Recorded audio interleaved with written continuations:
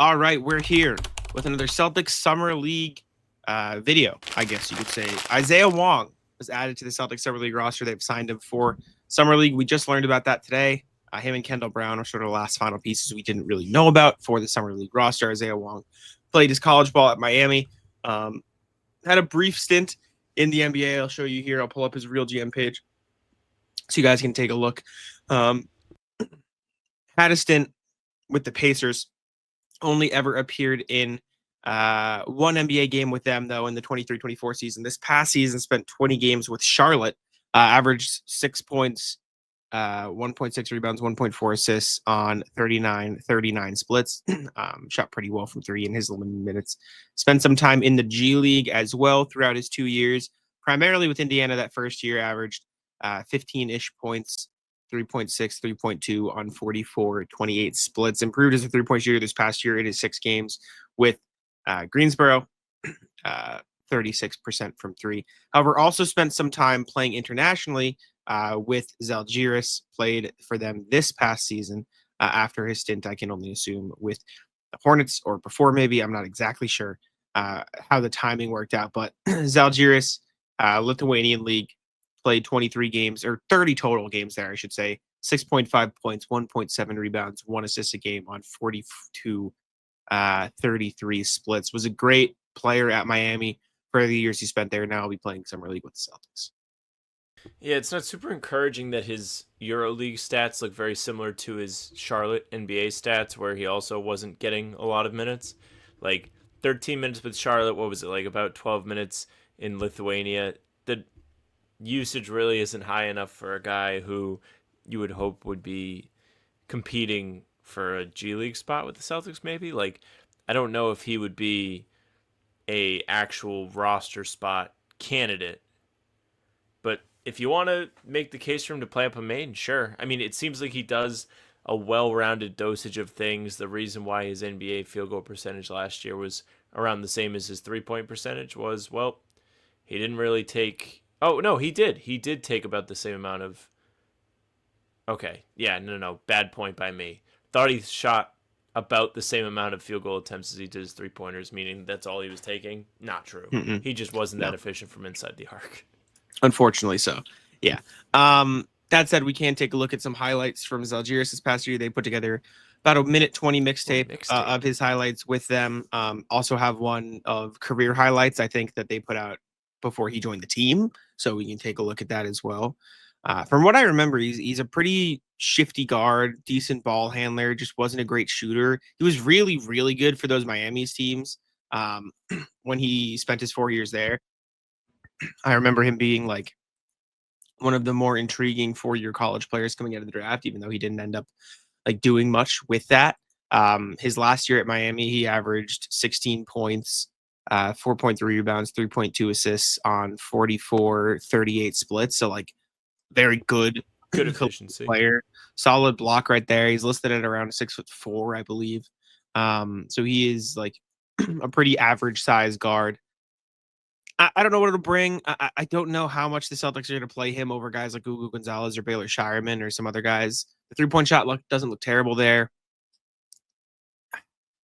He's one of very few guys on their roster. I think the other, like outside of like the Celtics guys, obviously, Jalen Bridges, him, Kendall Brown, and Kenny Lofton, I think the only guys with NBA experience off the top of my head. I could be forgetting guys, but I mean, maybe that means something. Could also mean that they aren't quite as interested. Maybe he's looking for a way to get back in the league via the G League. These are some highlights that Zalgiris put together before the season, so we can see his time with Charlotte and other things. Like, pretty good off the dribble, decent mid-range shooter. Like, he's just kind of like the typical solid ball handler, not the best 3-point shooter. Like he just seems like the typical did really well in college, probably not going to pan out in the NBA guard. Yeah, it also feels like he's maybe like a decade too late. If he comes in like the draft, maybe 2012, like that's his time frame, he probably fits into the NBA a lot better than he does now, where the league is so dependent on scoring ability from beyond the arc, and all of the stuff we're seeing right now doesn't matter as much. So pull-up game doesn't matter as much unless you're the guy who's gonna have the ball in his hands all the time. His jump shot also looks a little slow. Like, it looks decently smooth, but one of the reasons why he's probably not in the NBA is because guys can close out on him a little bit easier than they would be able to somebody who's a bit quicker with the trigger. With that being said, though, like his size, he doesn't look 6'4". He looks a little lankier to me, and I think that's something that says a little bit about his presence on the floor. Like he's somebody you can imagine being a disruptive defender. He has the length to do so, that kind of thing. But he would be an intriguing piece for the Celtics. He certainly looks like he loves a buzzer beater. We've seen a couple in this mixtape. So he's willing to fire it up, even without the Pritchard rule that is now existent. He like leans forward when he shoots the ball. Yeah, he Like does. It's I don't weird. know. I don't know why. I don't think it's great. I mean, he's stuck here at Miami. Like they ran things through him a lot at Miami. I don't know, man. I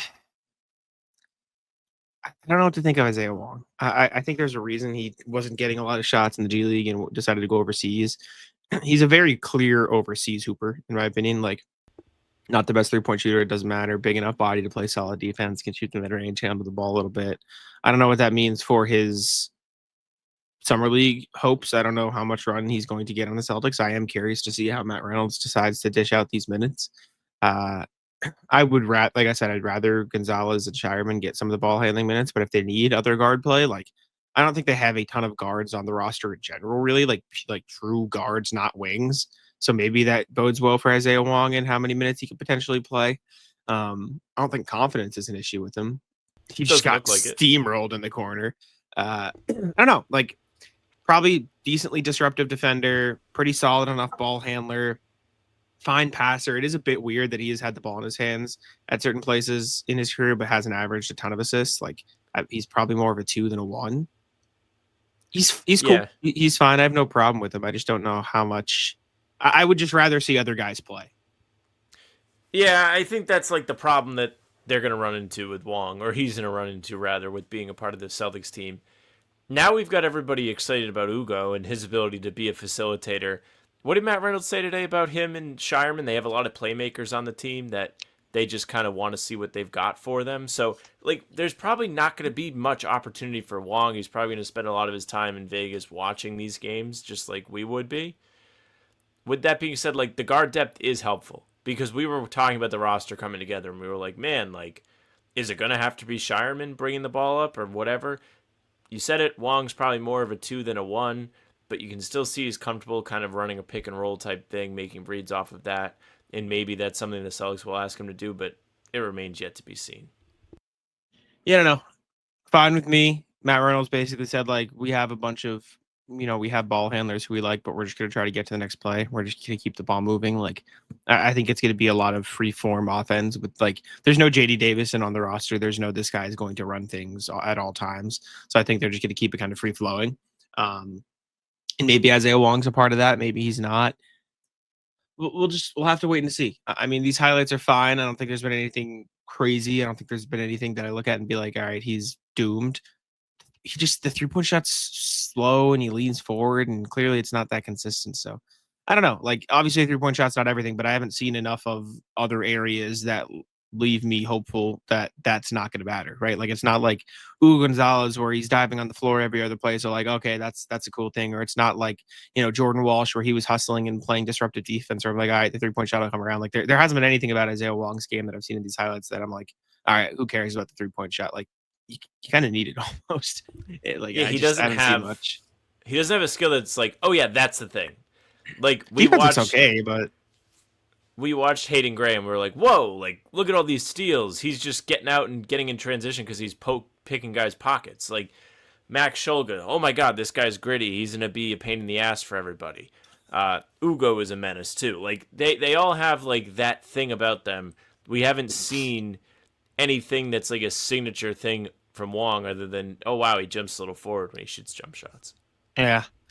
Well, it is what it is. I mean, let us know what you guys think of Isaiah Wong. He's cool. I don't know how much he's gonna play, but I guess we'll have to see what the Celtics plans are for him. Appreciate y'all for tuning in. Make sure to leave a like, subscribe, and all the time. Take it out. Yeah, thank you very much for listening and watching. Make sure you leave a like, comment, subscribe. Let us know how you're feeling about Summer League. Let us know how you're feeling about Isaiah Wong.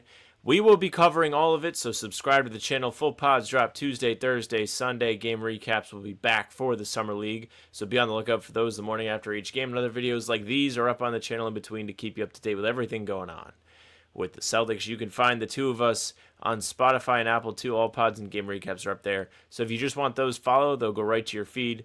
Leave a 5-star review. We'd appreciate that very, very much. You can email us, hbtcpod@gmail.com. We're reading them every single time we do a full pod, so get them in. We have loved the support and just curiosity from everybody this summer, so continue it. hbtcpod@gmail.com. Our socials are at How About Them C's for Twitter, Instagram, and TikTok. Facebook's the name of the podcast. All streams are there. They're on YouTube. They're on Twitter. Jack's Twitter's Jack's1NBA. Mine's at Sam LaFrance NBA. That's it for us.